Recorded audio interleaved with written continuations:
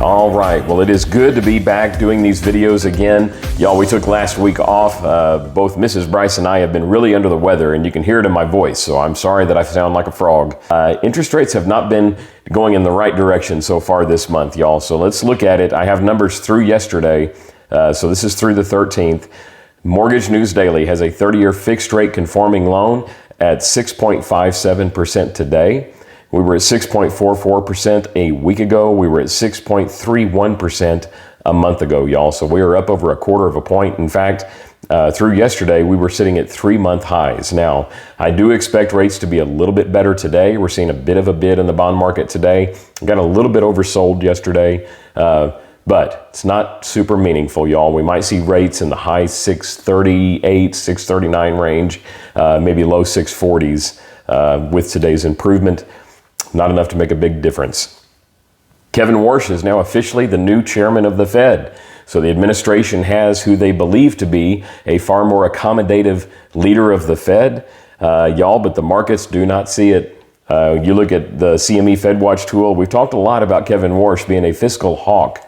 One of the key ways that the Fed actually lowers interest rates is by buying mortgage bonds. Kevin Warsh has no intention of doing that. If you look at his historical statements on that topic, he is not a fan of quantitative easing, y'all. That is, in my view, very good news for our future as a country, but it's not great news if you want an immediate relief in interest rates.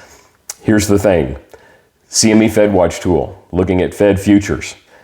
There is now a 38% chance of a Fed hike by the end of 2026. That's the highest percentage chance that we've seen so far, at least in the last 10, 12 months for Fed futures predicting a hike. The chances of a cut, y'all, are off the table for the foreseeable future.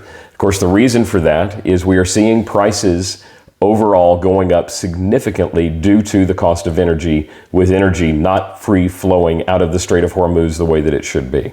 Y'all, 20% of the world's petroleum comes through the Strait of Hormuz, and right now it's not flowing.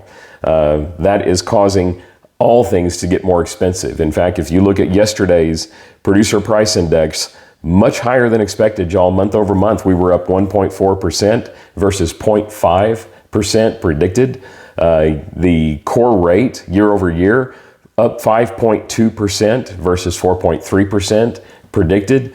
And y'all, that prediction was higher than a lot of folks were comfortable with, and we still blew right through it. So the cost of energy is very much weighing into the cost of goods and services in this country, and it is showing up in the data. That puts a lot of pressure on the Fed to not only leave rates where they are, but to look at the possibility of an increase, and you see that being priced into Fed futures.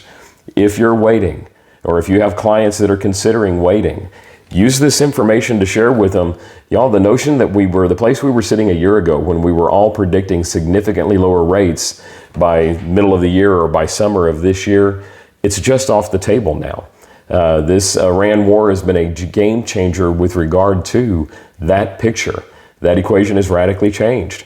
So it is what it is. All we can do is report it and guide people through it. Now, the good news is we're still sitting in the mid-6s for interest rates, which historically, y'all, is a pretty phenomenal place to be. For most clients, when I start breaking down the numbers for them, a lot of folks are surprised by what they can still afford, especially when they compare it to the cost of rentals. So always happy to have that conversation, y'all, and I'm blessed to have so many of y'all include us in that equation. So additional news this last week, BLS jobs report came in much stronger than expected, 115,000 new jobs. So only 62,000 were predicted. The only reason that didn't hammer interest rates even harder, y'all, was the prior reporting for February was revised downward enough to pretty much eliminate all of that gain. So we have seen job creation fairly flat, even with that strong BLS jobs number. So the bond market shook it off. The fact is the bond market is going to be shaking off almost anything other than an indication that oil is flowing out of the Strait of Hormuz, y'all. All eyes are still fixed on that. Let's keep an eye out for it. Let's be praying for a quick resolution to it. We want our folks out of danger. We want peace around the world. We want this conflict to end quickly. And we'd like to get back to some degree of normalcy, y'all. I know this is stressful for everyone to have so many things up in the air and so many of them being completely out of our control. I'm one of those folks that geeks out on the details and stays very tied to the news, and that can be really stressful, y'all. So I empathize with all of y'all that are in a similar boat. We're going to get through it together. I'm going to continue to provide the best information I can. Always honored to have your referrals for folks that are thinking about buying. It's a good time to get in the market, y'all.